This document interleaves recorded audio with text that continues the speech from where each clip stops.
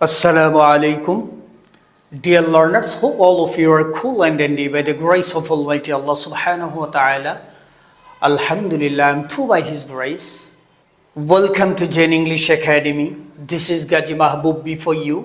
গত পর্বের ধারাবাহিকতায় তোমরা যারা গত ক্লাসটি দেখেছো তাদের জন্য আজকের ক্লাসটি খুবই হেল্পফুল হবে।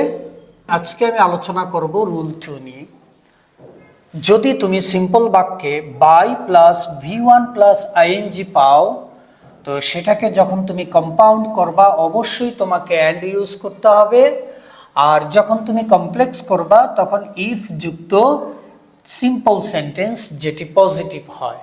বাই ইটিং ব্যালেন্সড ডায়েট এই অংশটি হচ্ছে একটি ফ্রেজ ওয়ার্ড, কারণ এখানে আলাদা কোনো সাবজেক্ট নেই, কোনো ফাইনাইট ভার্ব নেই, কোনো কনজাংশন নেই, তাই আমি বলতে পারি এটি একটি ফ্রেজ ওয়ার্ড। তাহলে আমার মূল প্রিন্সিপাল ক্লজ বা সিম্পল ক্লজ হচ্ছে এটি, যেখানে একটি সাবজেক্ট রয়েছে এবং একটি ফাইনাইট ভার্বও রয়েছে। By eating balanced diet he can live well. আমরা জানি যে কম্পাউন্ডে অ্যান্ড থাকে, বাট অ্যান্ডের পূর্বে থাকবে একটি সিম্পল সেন্টেন্স এবং অ্যান্ডের পরেও থাকবে একটি সিম্পল সেন্টেন্স। তো দেখো আমরা এই ফ্রেজটিকে ভেঙে কিভাবে একটি প্রিন্সিপাল ক্লজে রূপান্তর করেছি। আমরা জানি প্রিন্সিপাল ক্লজে একটি সাবজেক্ট থাকে, তাই পরের এই বাক্যে যে মূল আমার সিম্পল ছিল, এই সিম্পল থেকে যে হি সাবজেক্ট ছিল সেই হিকে আমরা কপি করে শুরুতে নিয়ে আসলাম এবং এখানে আমরা দেখতে পাচ্ছি ফাইনাইট ভার্বে ক্যান ইউজ করা হয়েছে যেটি প্রেজেন্ট ফর্ম, তাই এই নন ফাইনাইট ভার্ব ইটিংকে আমরা V1 এ রূপান্তর করেছি। সাবজেক্টটি থার্ড পারসন সিঙ্গুলার হওয়ায় ভার্বের শেষে অ্যাস হয়েছে। He eats balanced diet and he can live well. So এই বাক্যে দুটি সাবজেক্ট রয়েছে এবং দুটি ফাইনাইট ভার্ব রয়েছে, তাই আমি বলতে পারি আমরা সিম্পল থেকে কম্পাউন্ডে রূপান্তর করতে পেরেছি এবং এটি একটি কম্পাউন্ড সেন্টেন্স। সো আমাদের মাথায় রাখতে হবে যে দুটি সিম্পল সেন্টেন্স কিন্তু কমপ্লেক্সেও থাকে, যেটাকে আমরা প্রথম অংশটাকে বলতে পারি একটা সিম্পলের সাথে যখন একটি সাবঅর্ডিনেটিং কনজাংশন যুক্ত হয়ে যায় তখন সে হয়ে যায় সাবঅর্ডিনেট ক্লজ। আমরা জানি কমপ্লেক্সে দুটি ক্লজ থাকে, একটি হচ্ছে প্রিন্সিপাল ক্লজ এবং অন্যটি হচ্ছে সাবঅর্ডিনেট ক্লজ। তো আমি বলতে পারি এই অংশটি হচ্ছে সাবঅর্ডিনেট ক্লজ আর এই সিম্পলটি হচ্ছে প্রিন্সিপাল ক্লজ। তো তোমরা দেখতেই পাচ্ছ যে if he eats balanced diet এই অংশটি হচ্ছে একটি subordinate clause, he can live well. তো দেখো আমি তোমাদের আগেই বলেছিলাম ইফের পর কিন্তু একটা সিম্পল সেন্টেন্স হয়। তোমরা দেখতে পাচ্ছ ইফ সাবঅর্ডিনেটিং কনজাংশনের পরবর্তীতে হি একটি সাবজেক্ট, ইটস একটি ফাইনাইট ভার্ব।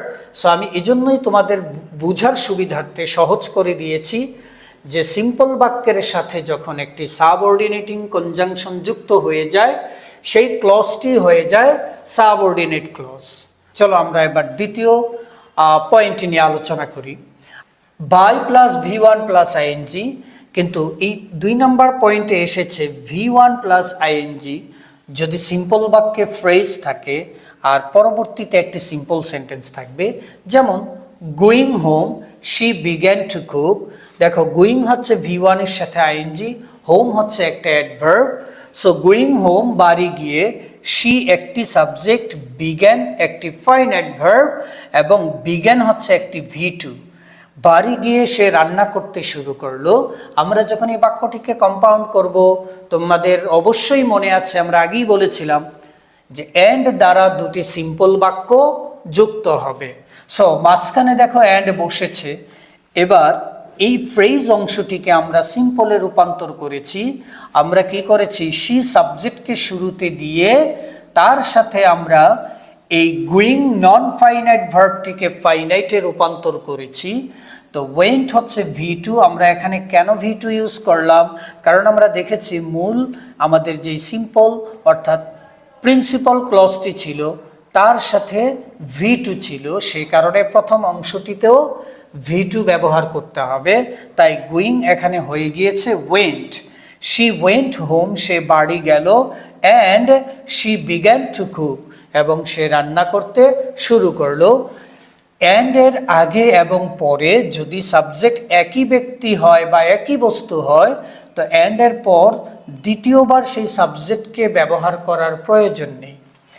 আমরা এখানে দেখতে পাচ্ছি সাবঅর্ডিনেটিং কনজাংশন অ্যাজ, সিন্স এবং তারপর রয়েছে ওয়েন। যদি তোমার একটি ক্লজ পরের ক্লজটির যদি কারণ হয়, তাহলে আমরা অ্যাজ বা সিন্স ইউজ করব, আর যদি সময় বোঝায় তাহলে আমরা ওয়েন ইউজ করব। প্রথম ফ্রেজটি দ্বিতীয় ক্লজটির সময় বুঝিয়েছে, সেই কারণে আমরা ওয়েন ব্যবহার করেছি। ওয়েন হচ্ছে একটি subordinating conjunction.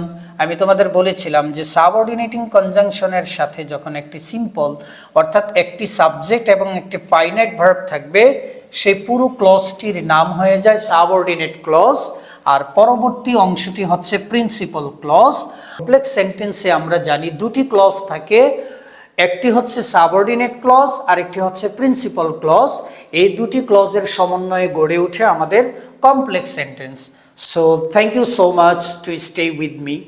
I request all of you to connect with us. Next structures will be continued in our next videos. Like, comment and share with your friends. Thank you so much. Assalamu alaikum.